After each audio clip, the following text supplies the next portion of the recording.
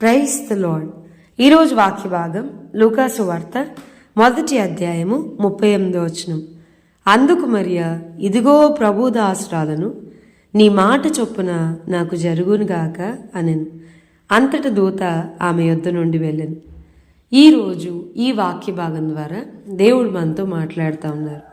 ఈ లూకాసు వార్త 1వ అధ్యాయంలో మనం చూస్తే గనక గబ్రియేలను దేవదూత మరి దగ్గరికి వచ్చి ఆమెను చూసి, దయాప్రాప్తురాలా, నీకు శుభము, ప్రభు నీకు తోడే ఉన్నాడు, మరియా భయపడకుము, దేవుని వలన నువ్వు కృప పొందావు, ఇదిగో నువ్వు గర్భం ధరించి కుమారుని కంటావు, ఆయనకి యేసు అని పేరు పెడతావు, ఆయన గొప్పవాడే సర్వోన్నతుని కుమారుడు అనబడతాడు, ప్రభు అయిన దేవుడు తన తండ్రి అయిన దావీదు సింహాసనాన్ని ఆయనకిస్తాడు, ఆయన యాకోబు వంశస్థులను యుగయుగములు ఏలును, ఆయన రాజ్యము అంతం లేనిదై ఉండునని మరి ఆమెతో దేవుని దూత ఒక సందేశాన్ని తీసుకుని వచ్చి మరియతో చెప్తా ఉన్నప్పుడు మరి అంటా ఉంది, ఇదిగో ప్రభు దాసురాలను, నీ మాట చొప్పున నాకు జరుగునుగాక.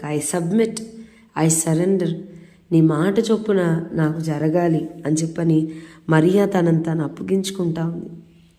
1వ అధ్యాయం ఎంత అద్భుతంగా ఉంది. మరియ కోసం, స్త్రీలలో నీవు ఆశీర్వదించబడిన దానవు, నీ గర్భఫలము ఆశీర్వదించబడును. ఆమె అంటా ఉంది కదా, ఇదిగో ప్రభువు ఆమెకు తెలియజేయించిన మాటలు సిద్ధించును గనుక నమ్మిన ఆమె ధన్యురాలు. సర్వశక్తిమంతుడు నాకు గొప్ప కార్యాలు చేశాడు కనుక ఇది మొదలుకొని అన్ని తరముల వారు నన్ను ధన్యురాలను అంటారని దేవుని ఆత్మచేత నింపబడి మాట్లాడుతోంది. అన్ని తరముల వారు నన్ను ధన్యురాలు అంటారు. ఏంటి మరియా? నిన్నటి దినాన నేను కూర్చుని ప్రార్థన చేసుకుంటాను. ఐ బీన్ ప్రేయింగ్, ప్రార్థన చేస్తూ ఉన్నప్పుడు నేను ఆలోచిస్తూ ఉన్నా, ప్రభా ఎందుకు మరియా యోసేబులు మాత్రమే, వాళ్ళనే ఎందుకు ఎన్నుకున్నావు? What so special in them? వాళ్ళలో ప్రత్యేకంగా వారిని నిలబెట్టింది ఏంటి? ఎందుకు వారిని ఉపయోగించుకున్నావు అని చూస్తే గనక మరి మరియా యోసేపులు దేవుని మందిరానికి యేసుని తీసుకుని వెళ్తా ఉన్నప్పుడు వారు గువ్వను పట్టుకుని వెళ్ళారు. మనం ధర్మశాస్త్రం ప్రకారం చూస్తే కనుక గొర్రెని, మేకని, ఎడ్లని వీటిని తీసుకుని వెళ్ళాలి. పేదవారు మాత్రమే పావురాలు, ఈ గువ్వలు, ఈ పేర్స్ పట్టుకుని వెళ్ళాలి. వారు వాటిని పట్టుకుని వెళ్తున్నారు. బైబిల్లో మనం చూస్తే కనుక యేసయ్య వాక్యాన్ని బోధిస్తూ ఉన్నప్పుడు ఇతడు వడ్లవాని కుమారుడు కాడా అని చెప్పడం మనం చూస్తాను. అందుకనే పేద వడ్లవాని కుమారుడు అన్న సాంగ్ కూడా రాస్తూ వచ్చారు. ఆర్థికంగా స్థితి లేదు, సమాజంలో ఒక గౌరవం లేదు, పేరు ప్రఖ్యాతులు అసలు లేవు.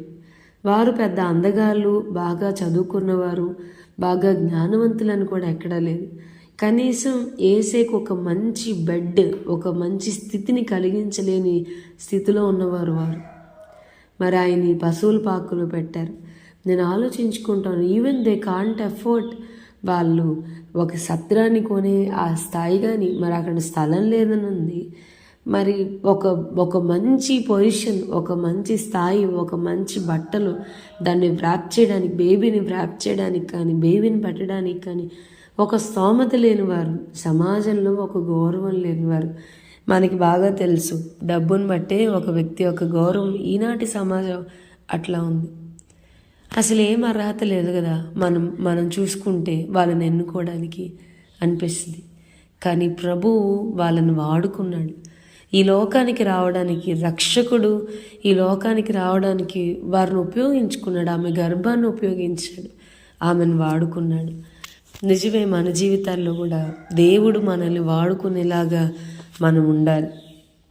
మరి ఒక యజమానుడు తన మెడ మీద కాడి పట్టుకుని 2 కుండలు పట్టుకుని చాలా లోతు బావిలోకి దిగి మరి బావిలో నీళ్ళు నింపుకొని చాలా కిందికి వెళ్ళి మళ్ళీ పైకి ఎత్తుకుని వెళ్ళి తొట్టిలో నీరు నింపుతూ ఉన్నాడు. మొదటి కుండ అయితే చక్కగా నిండగా నీళ్ళు తీసుకొస్తాయి, ఇంకో కుండ అయితే అసలు దాంట్లో నీళ్ళేమి రావడంలా, చాలా తక్కువ వస్తున్నాయి. యజమానుడు దాన్ని అట్లనే పట్టుకొని వెళ్తాడు. కుండ చాలా బాధపడుతుంది, నా వల్ల నా యజమానుడికి అసలు ఏం ఉపయోగం లేదు కదా, ఇంత కష్టపడి మోసుకొస్తున్నాడు, తీరా అసలు తొట్లోకి నీరంతా కారిపోతుంది, ఏమీ లేదే అని ఆలోచిస్తే దుఃఖపడతా ఉంటే యజమానుడు చెప్పాడు, నువ్వు విరిగిపోయిన పాత్రవి, నీకు పగులుందని నాకు తెలుసు, అందుకని మొక్కలకి నీళ్లు పోయడానికి నేను వాడుకుంటున్నా. ఆ పక్కన కొండని తొట్టిలో నీరు నింపడానికి వాడుకుంటే నిన్ను మొక్కలకి నీళ్ళు పోయడానికి వాడుకుంటున్నా. యజమానికి మనం విరిగిపోయిన వారమే, మనం పనికిరాని వారమే, కానీ మనల్ని ఎట్లా ఉపయోగించాలో ఎట్లా వాడుకోవాలో ఆయనకి తెలుసు. దేవుని చేత మరియా యోసేపులు వాడబడినట్లుగా మనం కూడా ఆయన చేత వాడబడేవారు ఉండాలి.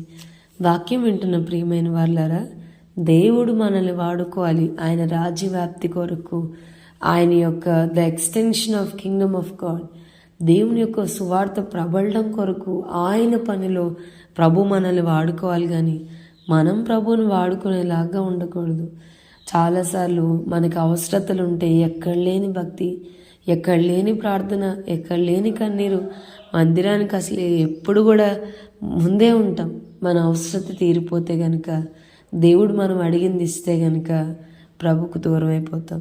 వాక్యం వింటున్న ప్రియమైన వాళ్ళారా, దేవుడు ఆశీర్వాదాన్ని ఇచ్చి కూడా మనల్ని పరీక్షిస్తాడు, మర్చిపోవద్దు.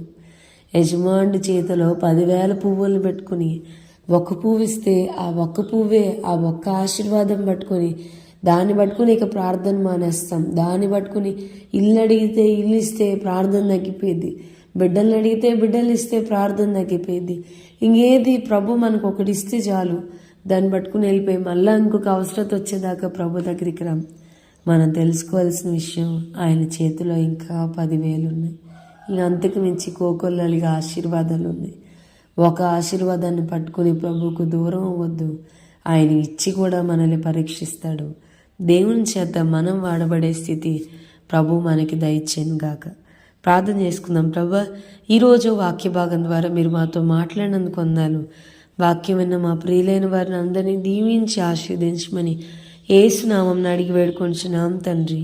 Amen. God bless you and have a blessed day.